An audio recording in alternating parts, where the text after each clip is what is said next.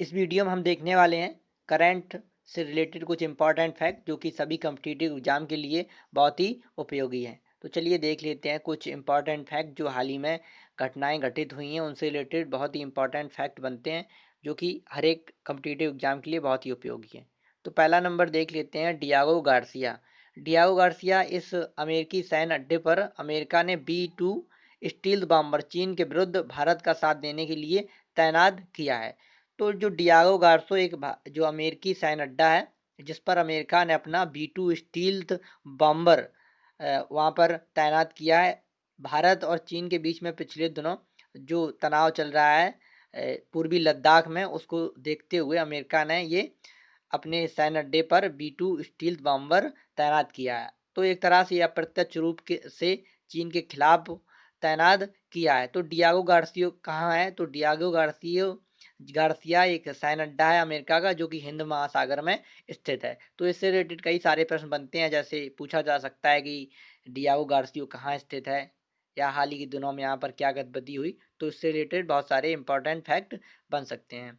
तो इसे आप याद रखिए, डियागो गार्सियो एक अमेरिकी सैन्य अड्डा है जिस पर हाल ही में, तो कब इसे जो B-2 स्टील बॉम्बर चीन के विरुद्ध एक तरह से वहां पर तैनात किया गया है, अप्रत्यक्ष रूप से ही सही, लेकिन भारत का साथ देने के लिए वहां पर तैनात किया गया है।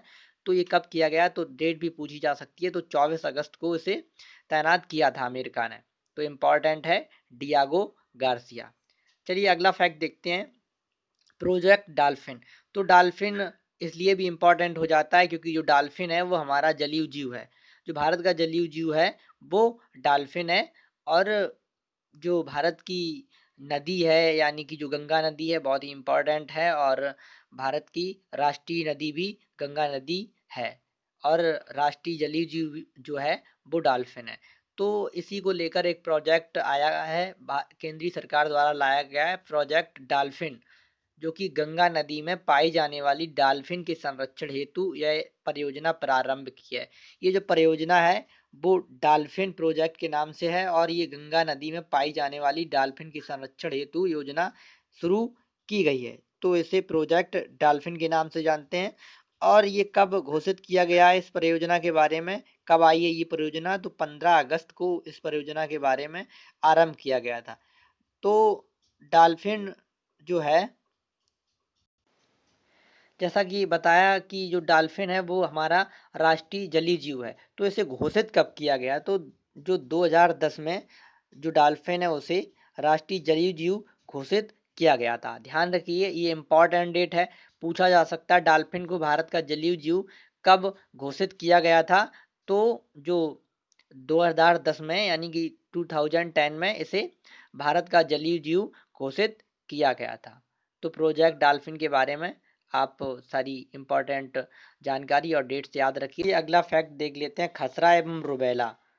खसरा और रुबेला जो कि विश्व स्वास्थ्य संगठन द्वारा एशिया में श्रीलंका एवं मालदीव को खसरा एवं रुबेला से मुक्त घोषित किया गया है। जो ये खसरा और रुबेला दो रोग थे, इनसे मुक्त जो विश्व स्वास्थ्य संगठन है जिसने खसरा और रुबेला से मुक्त घोषित किया है, तो किन देशों को हाल ही में खसरा मुक्त या रुबेला मुक्त घोषित किया गया है? तो उन्हें वे देश हैं श्रीलंका एवं मालदीव। श्रीलंका और मालदीव दोनों देश भारत के दक्षिण में स्थित हैं, और इन दोनों देशों को खसरा एवं रुबेला मुक्त घोषित किया गया है।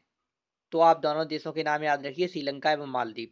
और विश्व स्वास्थ्य संगठन ने इसे एशिया में, तो ये दोनों देश एशिया में है। मालदीव भी एक पड़ोसी देश है भारत का, और श्रीलंका भी एक पड़ोसी देश है। ये भी पूछा जा सकता है एग्जाम में कि खसरा एवं रुबेला मुक्त विश्व स्वास्थ्य संगठन ने श्रीलंका एवं मालदीव को किस तारीख को किया या कब किया? तो आप बता सकते हैं 11 जुलाई 2020 को ये घोषणा की गई थी। खसरा एवं रुबेला मुक्त जो देश बने हैं एशिया के, वो श्रीलंका एवं मालदीव को हाल ही में मुक्त घोषित किया गया है। अगला फैक्ट है मौसम केंद्रीय। केंद्रीय विज्ञान मंत्रालय द्वारा प्रारंभ यह मोबाइल ऐप मौसम के पूर्वानुमान आर्द्रता की जानकारी देने में सहायक होगा। ये मौसम एक ऐप है जो किसने जारी किया? केंद्रीय पृथ्वी विज्ञान मंत्रालय। केंद्रीय पृथ्वी विज्ञान मंत्रालय। ऐसे प्रश्न बहुत सारे पूछे जाते हैं। पूछा जा सकता है कि मौसम जो एक ऐप है, मौसम एक ऐप है जिसे किस मंत्रालय ने जारी किया है या किस मंत्रालय ने शुरुआत इसकी करी है। तो अगर ऐसा कोई प्रश्न आता है तो आप आसानी से आंसर दे पाएंगे कि केंद्रीय मंत्री जो केंद्रीय पृथ्वी मंत्रालय होता है, केंद्रीय पृथ्वी विज्ञान मंत्रालय, जिसके द्वारा मौसम विज्ञान की समस्त जानकारी हम पूर्वानुमान लगाने के लिए, आर्द्रता आदि की जानकारी के लिए एक मौसम ऐप लॉन्च किया है जो सारी जानकारी हमें प्रदान करेगा। जैसे कई तरह की बिजली गिरने की घटनाएं होती हैं तो इनसे भी हमें आगाह करेगा बहुत पहले से। ये इसे सूचना जो जिस ऐप में ये होगा तो अपडेट करता रहेगा ताकि पूर्वानुमान इससे लगाया जा सके मौसम का। तो ये जो मौसम ऐप है जिसे केंद्रीय पृथ्वी विज्ञान मंत्रालय द्वारा लॉन्च किया गया है। तो ये कुछ इम्पॉर्टेंट करंट रिलेटेड फैक्ट थे। यदि आपको अच्छे लगे हों और आपके लिए उपयोगी हैं तो आप इस वीडियो को लाइक ज़रूर करें। वीडियो देखने के लिए आपका बहुत बहुत धन्यवाद।